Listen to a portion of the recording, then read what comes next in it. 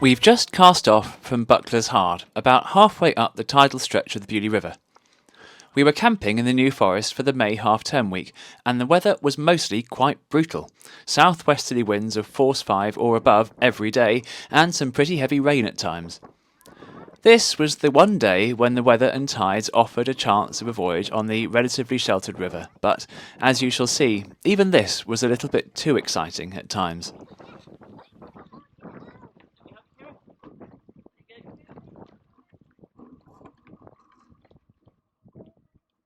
We launched from the slipway at Buckler's Hard at about 11:30, about an hour after high water. The plan was to explore a little way upstream while there was still a reasonable amount of water and then return to Buckler's Hard to have lunch and explore the old shipbuilding village before continuing downstream with the ebb towards the river mouth. We would be committed to a long afternoon afloat because at about 2 p.m. the water level would become too low for the slipway and would not rise high enough again until about 6.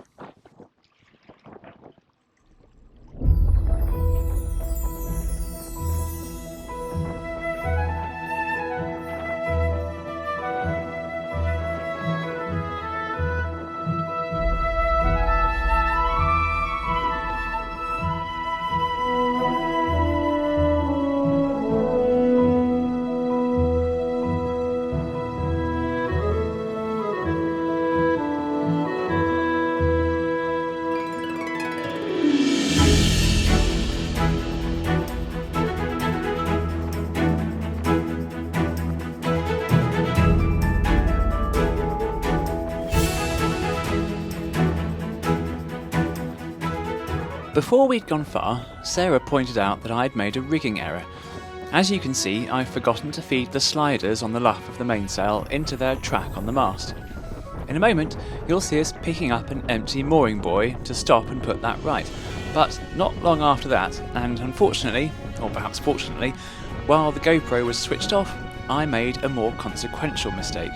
I hit a mud bank hard enough to break the rudder downhaul. With the rudder mostly up, the boat was still controllable but very heavy to steer, and we tied up to another empty mooring buoy. The kids enjoyed their lunch, while I inspected the damage. The stern saver cleat on our tiller should have sprung open in a situation like this to allow the rudder to lift without any breakages, but in this case it turned out there had been another, even weaker point. The new screw hole I had made to secure the end of the downhaul to the rudder when I had modified it over the winter had failed, and the screw had pulled out. Fortunately, the rope still held the top of the screw, and the original hole still existed. Once the repair was made, it was clear that continuing against the ebb up a river which was becoming rapidly narrower and shallower would be no fun for anyone, so we decided to finish our lunch on the mooring and then start back in the opposite direction.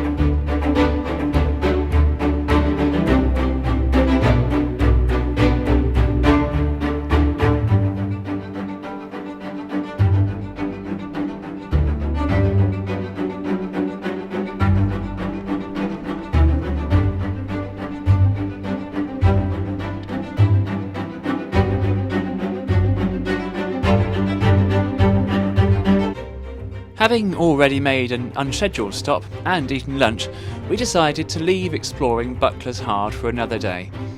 We would have to come again anyway to explore the stretch of river up to Beaulieu properly on a high tide, so we continued downstream. It's about 3 miles from Buckler's Hard to the river mouth, but with the ebb running strongly now, progress was rapid.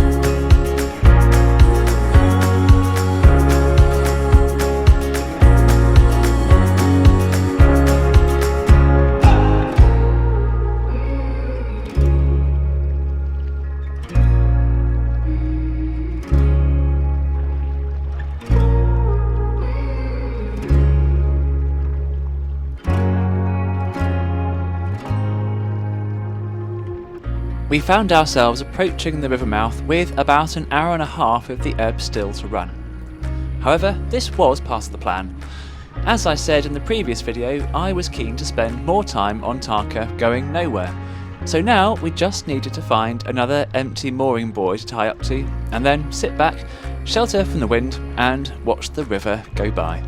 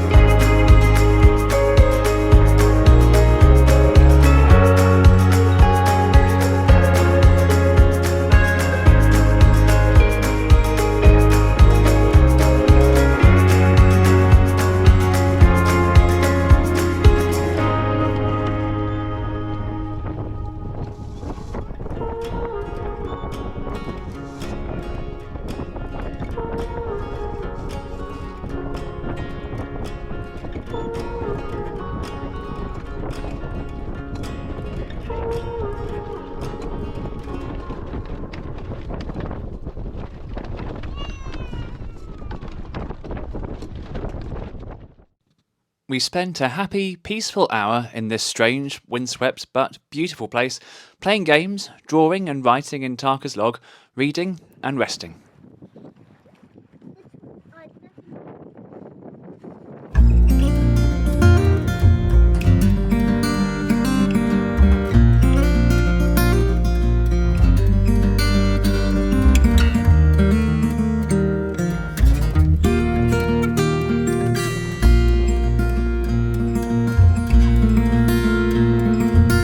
Just before low water, we cast off from our buoy and continued down to the river mouth to have a quick peek at the Solent before turning round to start the trip back up the river with the new flood tide.